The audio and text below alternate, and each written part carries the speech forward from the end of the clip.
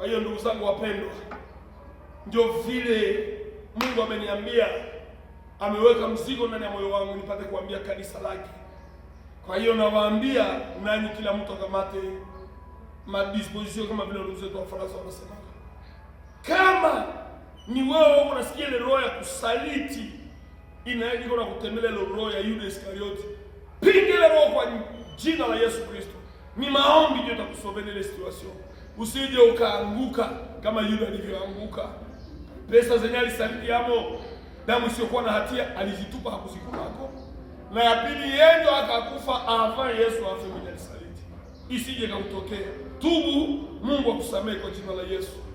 Na kwa yule mwenyewe iko najisikia sawa vile iko na suspecte roho ya usaliti iko inamzunguruka pembeni yake, bakutaka kumsaliti. Omba Mungu karama ya kupambanua na nguvu za Mungu na upako uongezeke, ili wasaliti wote wawe kama Yuda Iskariote mbele zako. Kwa jina la Yesu, wewe fanya kazi ya Mungu.